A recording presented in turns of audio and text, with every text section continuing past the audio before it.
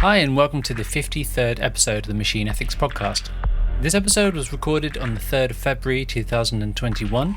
We're chatting with comedian Anthony Jeannot. We talk about Netflix and recommendation systems, finding comedy in AI and the difficulties of doing that, AI-written movies and theatre, content moderation, biased algorithms, bringing in AI Ben back from the dead, AI in comedy and constructing jokes recursively, and much more. You can find more episodes at machine-ethics.net. You can contact us at hello@machine-ethics.net, or you can follow us on Twitter at machine_ethics and Instagram at Machine Ethics Podcast. If you'd like to support the podcast, you can find us on Patreon at patreon.com/machine ethics. Thanks very much and hope you enjoy.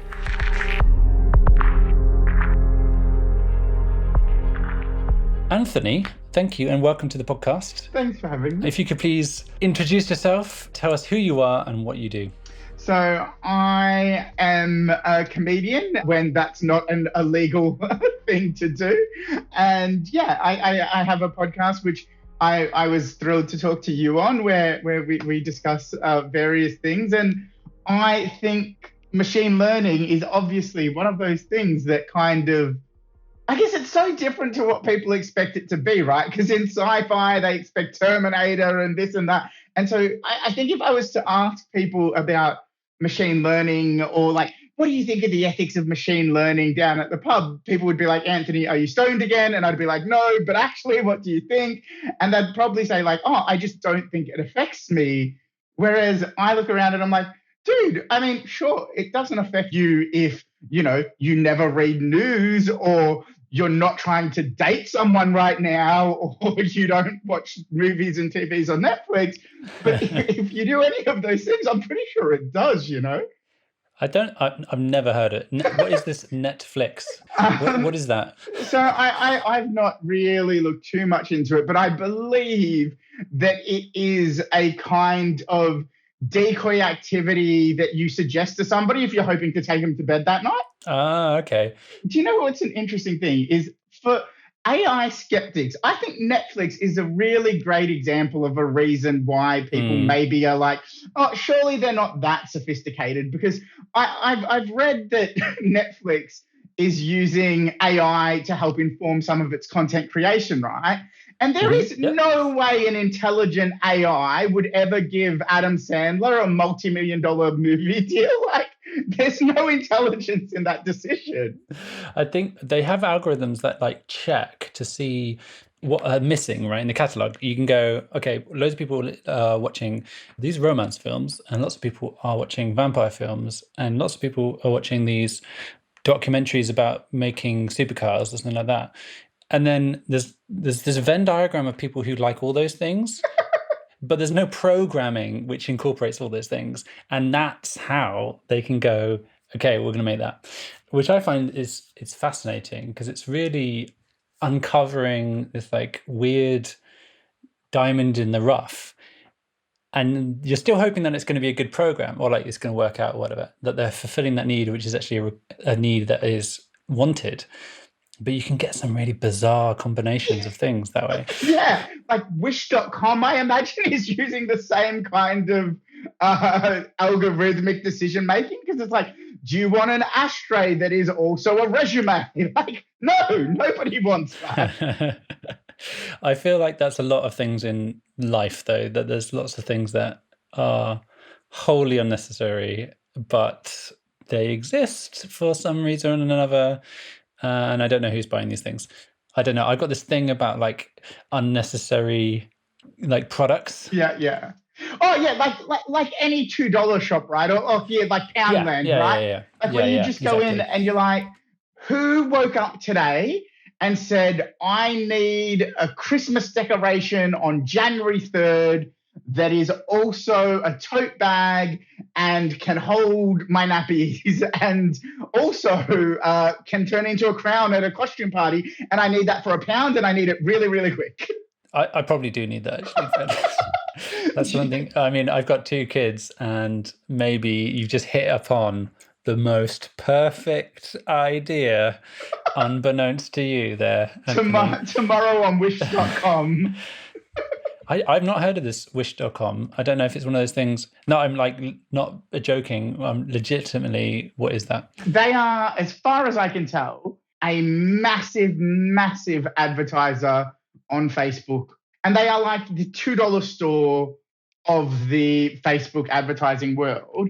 And they just have some of the most bizarre products that ever, and I can only assume it's like smart algorithmic decision making, and you will get things like an ashtray that is also a sex toy, or a pram that is also a laser beam and a cigarette lighter, and you're like, why are these things together, and why do you think they interest me? But somehow.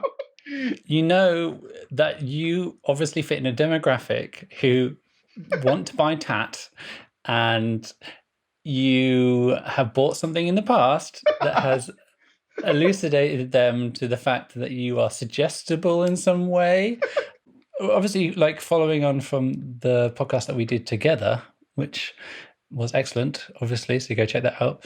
The one thing that strikes me is that there is so little comedy and laughter within the portrayal of AI, robotics, these sorts of things. I can think of one thing, and that's maybe in Interstellar, where they have like, I think it's Case, he has to dial down his humor setting. Yes. That's good. Can you think of any other like portrayals of? I would argue that C3PO was comedic. Yeah. I mean, he plays the straight man, but it's a funny straight man. Yeah. He's definitely light relief, isn't he? Yeah, exactly. I have stumbled across an article that is like a selection of AI written jokes, and they are all hilarious, but all just because of the absurdity. It's like, one of them is, why do you call farts of tea? He was calling the game of dry. They're just absurdist, right? Yeah, I believe what it's trying to do is take the language from well-known jokes and mash it together. What you get instead is hilarious. There was a like natural language model which produced a film script, like a science fiction film script, and it was called Sunscreen or Sunburn, something like that. And it was, I'm not saying bad, but it was just so bizarre. And also because the directors had to like shoot this thing where it didn't really make any sense, right? So you're cutting between bits of dialogue which don't really like naturally join up because they're almost like two monologues happening. So it's quite hard to watch, but it's obviously brought to life through the direction and the acting and all that sort of stuff on top of that, which actually then makes it more appealing. But go check it out.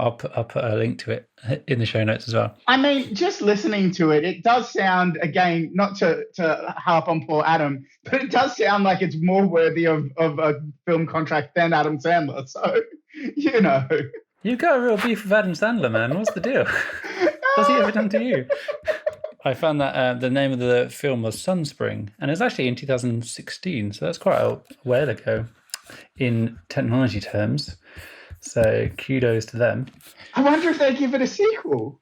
I'm pretty sure I've seen something about the directors doing other things in that similar vein, where some sort of like more kind of action-based love thing. And it was mostly choreography, right? So they were producing the script, which is mostly choreography for the dancing and stuff. And then these people had to like act that out, and you get this kind of absurdist kind of movements, like obviously this is a podcast, so you can't see me flailing around. For those of you who can't see Ben on video, it looks like, you know, at a car sales yard, how they have the flailing arm inflatable. Yeah. That is exactly what he's reenacting. Yeah, that's it. Come and buy the AI thing. That's what it's going to be like.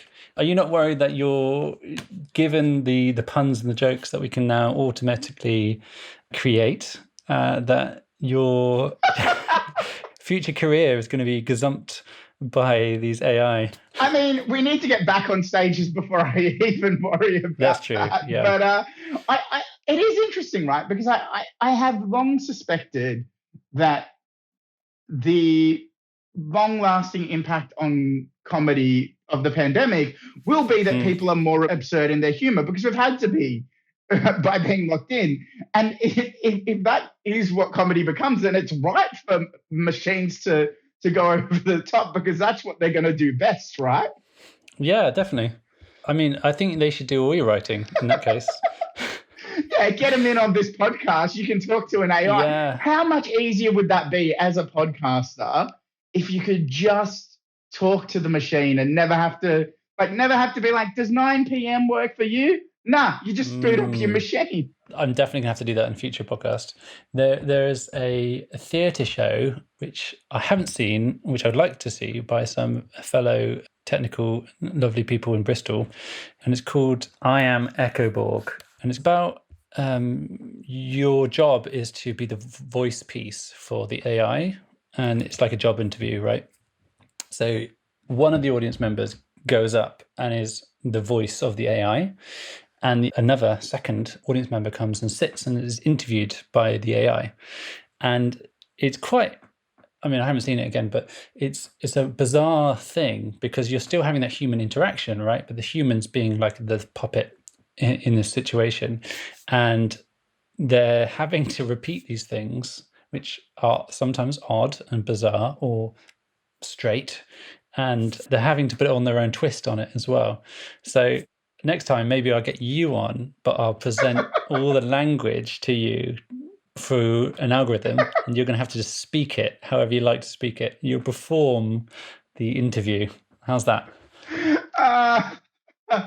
Yeah, why not? I mean, assuming that the AI is good, like I would love to take credit for somebody else's work. That is right up my alley. That is modus operandi. Done. Right, we'll stop here and then we'll come back. Come back and I will give you better things to say from a robot. Yeah, exactly. It is ridiculous. Like, these sorts of things often portray how ridiculous or how far we've come, right? Yeah. So do you think that the comedians have spent enough time with technology or like done enough jokes about kind of the situation that we're in? Because it seems like there must be so much in there to mine, right? Especially now as we're spending a lot more time in front of our screens.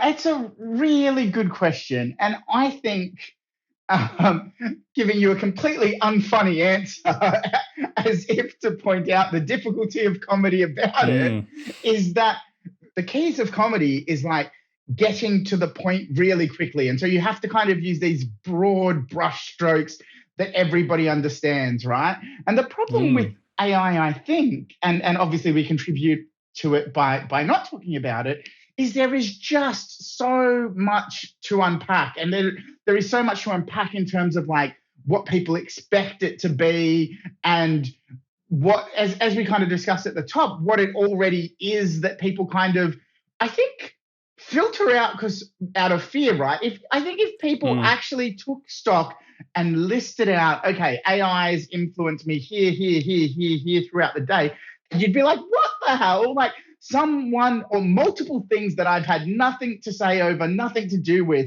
are literally influencing everything I discover and how that impacts who I am. You'd be like, oh, no, I didn't sign up for that.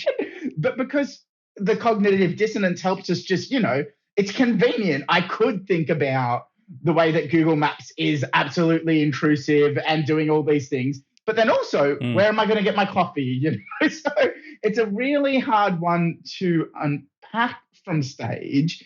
What I do think may change that, and I think it's something that is even new or increasing with speed since we spoke last time, is the expansion of aggressive rollout of content moderation on social media platforms. Because I think since Jan 6 and since they started banning people, those content moderation platforms have got a lot more automated even since then. I've been banned 3 times since January 6th and never for doing anything outrageous or horrible. Like the first one, and this is where I think maybe people will want to talk about it more, right? Because one of the problems with AI in that sense at the moment, the way it is deployed, is that it's a crude tool that has no context. So the first time I got banned from Twitter was on the day of the insurrection when Kevin Saboros, aka Hercules, was defending the insurrectionists. I think he tweeted something like, "We must respect these brave patriots," or something like that. And I tweeted back simply, "I think you mean domestic terrorists," and then two choice adjectives. And I got banned and he didn't, right? Yeah. That seems like a language thing, though, not like a sentiment thing, which is weird, isn't it? Well, exactly. That is the problem. Is I think the way they're deployed at the moment, their crude language. Is this something that we have flagged as bullying before, or isn't it, based on these selection of words? And I think, obviously, then, look, I'm absolutely not like a freedom of speech guy. I think it's ridiculous. But I think if you have, again, unelected, undemocratic, untransparent machines making decisions that can impact people's creative freedoms as comedians or whatever, I think then you're more likely to have comedians going, well, hang on a second, let's start to tinker and unpack what is in this. And then hopefully we see more about it then, because I think comedians are selfish at heart, and that's what it'll take. I don't know if you're selfish. That's mean. You're fine. I mean, it takes a lot of self-importance to stand in front of a room full of people, the only one with a light and an amplified voice, and talk about yourself for an hour. That's true. I was thinking when we were talking before about, what it would take to stand up in front of people and talk about this stuff and make it funny. I think that's a big challenge, right? Because like you were saying, you have these shorthands, these like big brushstrokes that you can defer to because we want this to land with the most amount of people. So we're going to use this type of language. But if you wanted to get to a joke which involved like some sort of machine learning understanding on how neural networks worked and why these things are stupid, you would have to then build up this like underlying layer upon layer of like mini jokes on how these things are created, right? Yes. Until we get to the main crux. Then they've learned about how it all works. And that sounds like a really good challenge right there.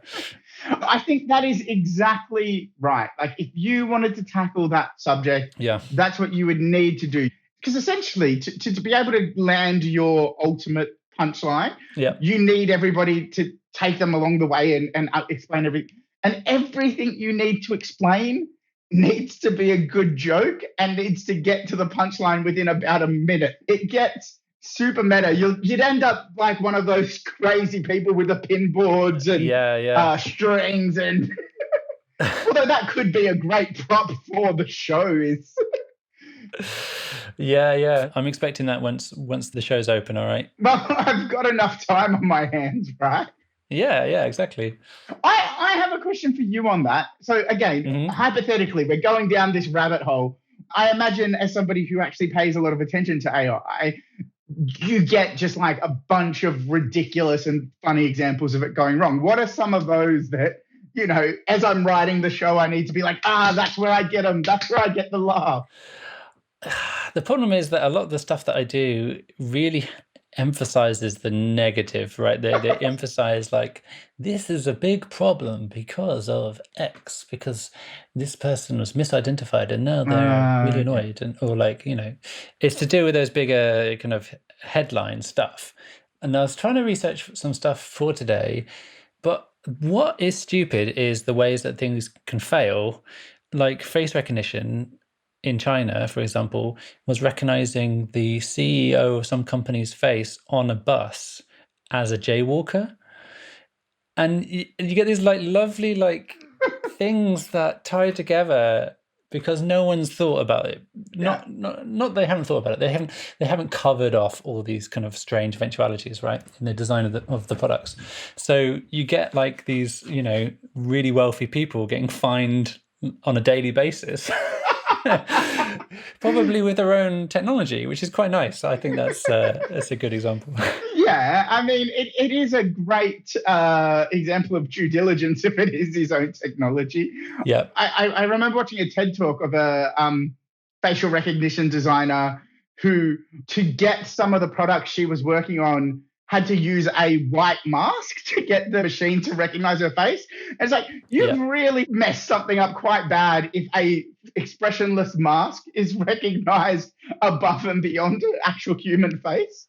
Yeah. I mean, that's a whole load of stuff. I think there's quite a few episodes where we've talked about these kind of unintended consequences, these unconscious biases, all these different ways of these sorts of outcomes to trickle into not just the system, but like the way models are implemented and the models are trained and the types of data and the feature selection of the data that the data scientists are doing and the kinds of algorithms they're using. Like there's all these different ways that these different things can fit together, right?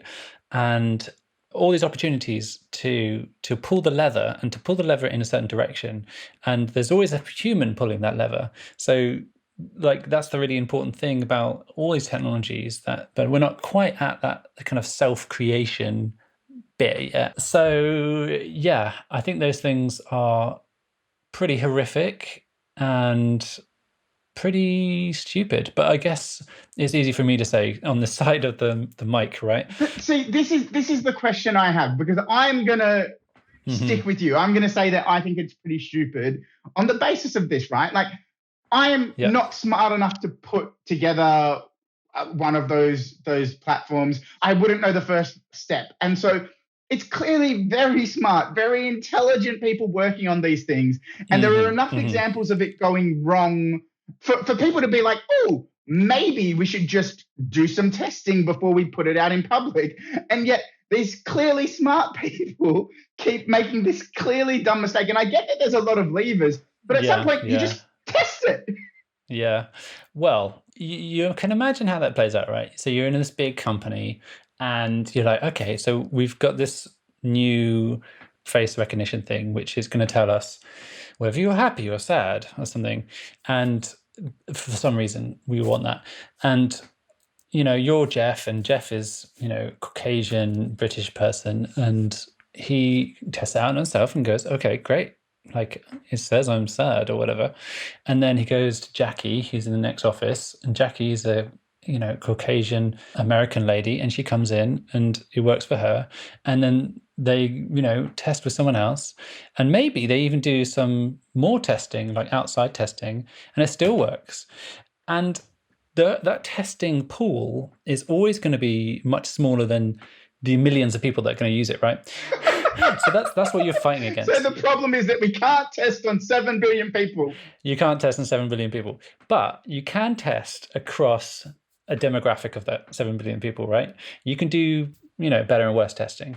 But it's not just testing, it's just like building the thing in the first place better, incorporating some of those people in that process, in the data, in the conversation. But it does come back to something that we kind of touched upon when we spoke last, and it is a really hard thing. Again, if we're trying to write comedy about it, it would be one of the difficulties of it as well, is that it is such a weird thing, the way that AI technology increasingly seems to be a really great funhouse mirror that just like blows up the worst parts of biases that we as straight white people kind of don't see in a day-to-day life. And then all of a sudden you've got this AI going, bah, have a look. A whole company forgot to test on subsection of the community. And so it's one of these things where we have a broken society building technology that is broken that then reflects that.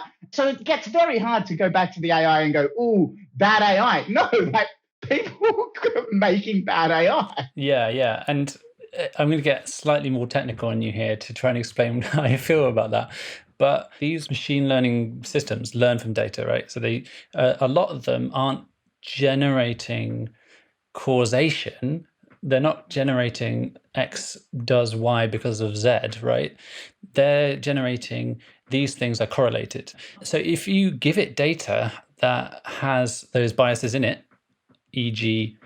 human data, because we're all like crazy humans who are narcissistic and alcoholics and all sorts of strange things that we do, says me drinking a glass of whiskey. other vices are available.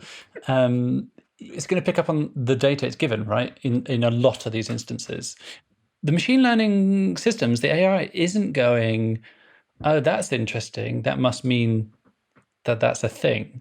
It doesn't know anything's a thing, right? Yeah. It's not making those correlations in causation. It doesn't understand that. So it's hard to expect it to be better than us, essentially, in that respect. But what it is better than us is always going to be faster, and it's going to be possibly more efficient, and it's possibly going to be more accurate across a range, right? It's not going to be more accurate than the most accurate human being at a certain process, but it is going to be getting there.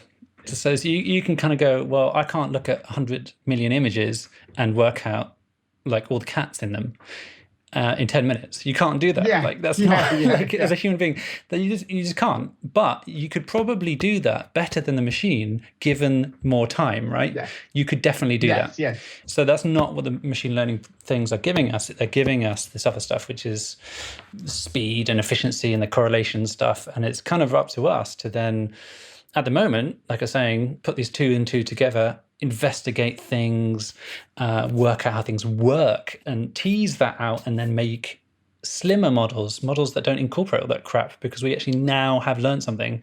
We now know more about the world, and that's how we should be treating it. Not, I'm going to sell you that sex toy with a lighter more efficiently. Like, it's coming back around. I do think that's a really good point in terms of speed and efficiency versus accuracy, because I do think it's one of the reasons perhaps I think so many people have misunderstandings about where AI is at, because they've got a degree of expectation, and then there is all these big news articles about things, and people probably don't appreciate that it's about speed and not accuracy. Like Cambridge Analytica, for example, I remember one of the big headlines around that time was that, like, given all your Facebook data, Cambridge Analytica only needs 6 interactions to know everything it needs to know about you. And I just remember reading that and going, with most people, I only need 1. Do you deny climate change? That's all I need to know. Are you following QAnon? Don't need to know anything else. Like, is the world flat? Yeah, that's all I need to know. Yeah, no, that's a good point. I think that it depends what you think, what knowing someone actually is as well. It's like, for their purposes, maybe that's all the interaction they need to rip you off, or like to sell your personality kind of category to someone. But that's not who you are, right? In that specific case, all they needed it to do was, nothing too major, just deter people from voting. Yeah. So, Anthony, what do you think about deep fakes? Are you a deep fake? I mean, I could be. I think, do you know what would be great? It's a long way away now, but it would have been great to be able to deep fake my face into really impressive scenarios when I was a single person on Tinder, and just just deep fake myself climbing a mountain. Deep fake myself, just like nothing that I couldn't pull off and, make a conversation about in real life. I don't want to trick people too much, but just enough to be like, yeah. That was me. Do you know what else? That was my 6-pack. I would have loved a chatbot that learned my decision-making and chat patterns, so it was me, but just I set it loose, and then it just notified me when I had a date. Like, hey, you've got a date Tuesday, 8 p.m. Saw it in your calendar. And then I just rock up, and it's still me. Like, I think that's very doable. And is that just because I've got a limited vocabulary? That is, like, especially the text version of, we could do that. All right, let's get on that. I am slightly worried, and I don't know, this might get you worried as well. I'm slightly worried, right, that if at some point in my future, when I pass over, that I've got all these recordings, right, that you're listening to right now of me speaking, and there's all this text that I've produced in my lifetime, writing things down. There's probably lots of images of me.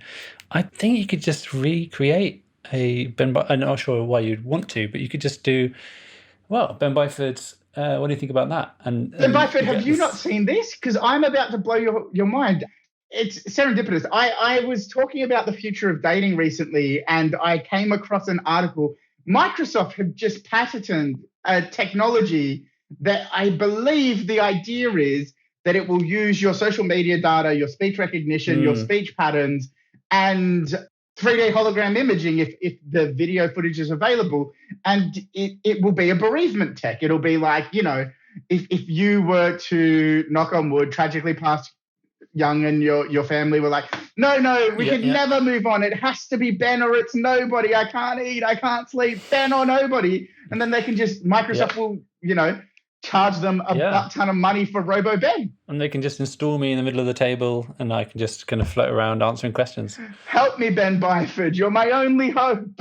So I feel like scared, but also you can see why people are attracted to it, although is on that kind of like uncanny valley where it's weird to know what to think about that. I think. Yeah. I mean, I think it's what I put in it's one of many items I put in a big category of like, there is no way I am going to have the answer to that. So let's not think about, just because I think even with like social media and the stuff we're talking about now in terms of AIs influencing discovery on a host of platforms, it's developing so fast and so subtly, and we're so unaware of it. And obviously life is messy and there's this and that and this, and so it's hard to get causation anywhere. The impacts of the technology, I think, we're years away from actually understanding. Like I can imagine my grandson just like, and that's where they all went wrong. And all of us looking back and going, we didn't know that's where it all went wrong. Like we thought it was over here, Yeah. So yeah, it's just another one of the, could that be where it all goes wrong? Maybe. Yeah, there's this tiny thing that we did. I did see, it's a meme that I did like, which was like a bunch of dominoes. And one end, it was like, guy who wanted to get laid in Harvard at college. And then at the other end, it was insurrection on January 6th. So it was like, this was the domino that... It could have been so different. It could have been so different. If you had the opportunity just to have a load of things like rocking around your house, what kinds of things would you want? So obviously it's easy to think about hoovers, hoovering and going around the house. What other things would you enjoy if there was sort of robotics or AI things that could help you out? Do you know what?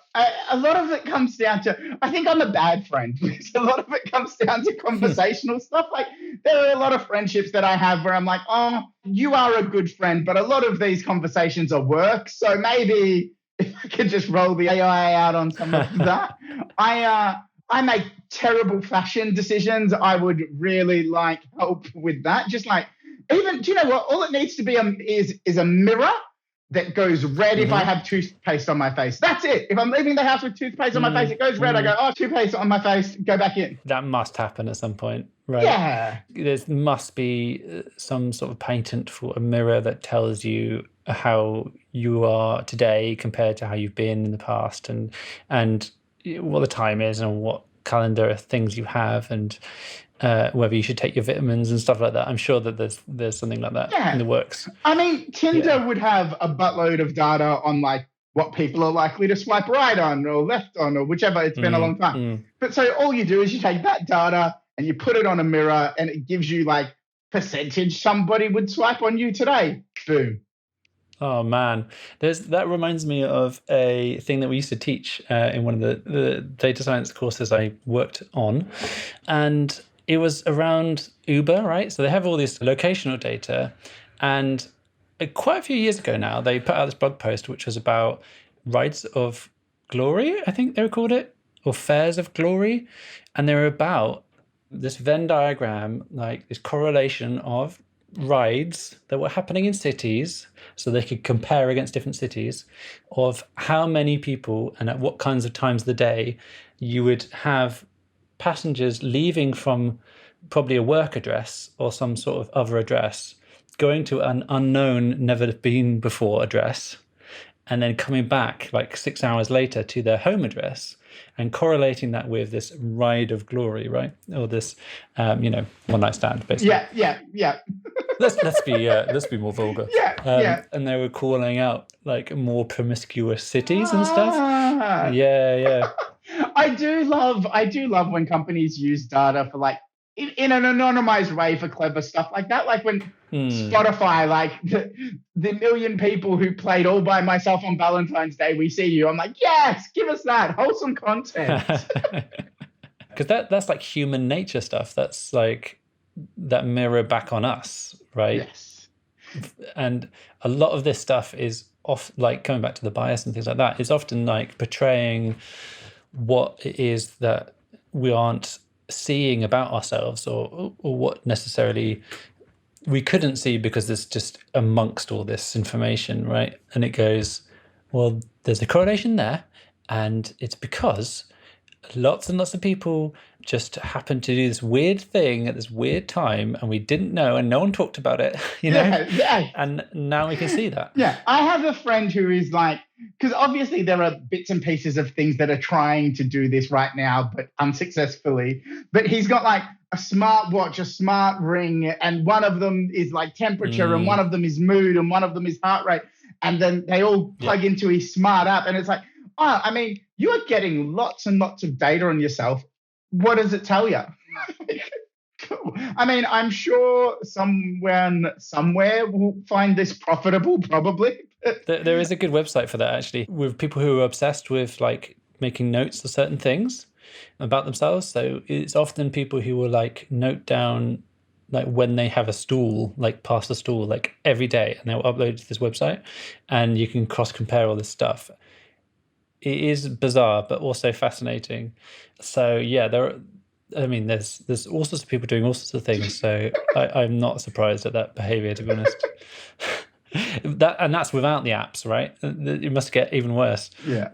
I mean, yeah, exactly. Because that is the thing that mobile phones did, right? They're like, here you go free with whatever data you want. And you, look at these graphs. Like, oh man, have you seen my graphs? It's like, yeah, great. Strava's another one. Like, it's like, cool. Do you know what? You went for a run. Great. Yeah. Do you know who you can tell? Someone else. There was this case where, I don't know if it's Strava or it was the Nike running app. It was one of those.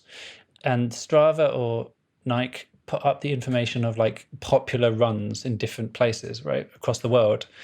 And one of these runs was in a unmapped area of a country that had a military base on it. And this person or people were using the app and doing their exercises with it, but unbeknownst were sending this information that they weren't supposed to be sending out into the world.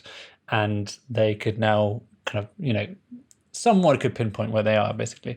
So you get all these kind of odd occurrences where, again, like these circumstances haven't been necessarily thought about, or rather us people haven't been told that this is like a problem, right? Yeah. Do you know what, though? Tying together multiple parts of our conversation, what we need is an AI movie script about the lonely dude, he's running on his military base. Unbeknownst to him, his perfect match is nearby. She's a runner. And finds this popular run on Strava. All of a sudden, they discover, you know, the army base. Oh no, she's arrested. He breaks her out. Happy ending. Nice. Great. And it's all scripted by AI as well. All scripted by AI. So you get beautiful things like the cat is black. Yes, but why is it on the floor? And then they kiss. Yeah. And then no one knows what's going on. Yeah. I like it. I don't have any cash to throw at it right now, though. So it is funny. I did read the other day that you can't have conversations in dreams. Your brain isn't wired to have two people talking to each other. So you can have dreams with two sets of dialogue, but they can never intersect. And it sounds a lot like the AIs are writing our dreams. That is bizarre. I mean, my dreams are so boring right now. It is another AI thing, right? Rubbish in, rubbish out. We are. Yeah, that's true. You get these bizarre things like coming together in your mind or in this AI, which at the moment, I mean, it could be so much more exciting for sure. I'm sorry. I don't have any good dreams to tell you about. Well, I am going to call it, but before I do that, I'm going to ask you another question. Is there something that really excites you and really scares you about our future of automated technology? That's a great question. I think as somebody who, again, worked in digital advertising a little bit, does comedy, and has been on the wrong end of the band's hammer multiple times in the last couple of weeks, I think my immediate curiosity and concern is the way that it impacts discourse now, which isn't a funny answer, but it's a true one. Like it is, it is a huge concern of mine that the way that these echo chambers work, the way that it seems like people who I disagree with and I would call scumbags are better at manipulating them than us. And there is a little bit of envy there from me as well. I think all of those things worry me greatly. I think what I'm excited about and optimistic about is the fact that smart people make these things, right? And there is within that the possibility to remove some of the stuff we discussed earlier. There is the opportunity to rebuild some of these things deliberately if we take that opportunity. And that can be in the same way that the biases forming to begin with was completely unconscious and nobody noticed and nobody was hurt by it. Undoing it could kind of be super unconscious and nobody actually needs to feel hurt by it. Like it's that crazy thing of like when you talk about privilege with people that like equality feels like oppression to the privileged, but actually that's because you're taking stuff away consciously. If you were to subtly remove it in a way that they didn't know, then all of a sudden you don't have crybabies going, oh no, I'm not getting what I want. No, you just didn't notice it, right? And so I think there's a huge opportunity to kind of bend the stick back the other way by being deliberate with some of this stuff and removing some of the inequalities that we didn't know we built into society to begin with. Yeah, nice. I think that's a really nice sentiment. I don't think it's one of those things that you could just pull the lever and have it happen overnight, right? But, you know, if you look 50 years into the future, you can move towards that. Yeah. Yeah. So thank you very much for joining me on this bizarre episode. Thanks for having me. Where we rambled about all sorts of things, pound shops and... Wish.com. I apologize if Adam Sandler sues you at the end of this. Adam Sandler, yeah, exactly. So if people want to find you, follow you, contact you, how do they do that? So on Twitter, it's at Anthony Jeannot. My podcast is Highbrow Drivel. So there's a great episode with Ben there. I highly recommend you check out, where we discuss a lot of, I guess, the as you said at the start, like the beginnings of this conversation started there. On Instagram, I'm Anthony Jeannot. Obviously want to get Ben back. So if you've got any questions on this episode that you would like us to discuss again, hit me up and we'll discuss doing this again. Nice. Thanks very much. Perfect. Thank you. Hi, and welcome to the end of the podcast. Thanks again for Anthony for joining us today, and again for asking me to interview on his podcast. It was a bit of a different episode this time, so hopefully it was a bit more open to people who maybe didn't know all the lingo and wanted to get up to date, but also could have a little bit of fun. I hope that came across. That was the kind of intention. Slightly more light-hearted episode this time, as opposed to our normal output. So thanks very much for bearing with us. If you'd like to give us some feedback, then please, that'd be really great. Contact me at hello@machine-ethics.net and follow us on Twitter and Instagram, machine_ethics and Machine Ethics Podcast. If you'd like to support the podcast, you can do so at patreon.com/machine ethics. Thanks again for listening, and I'll see you next time.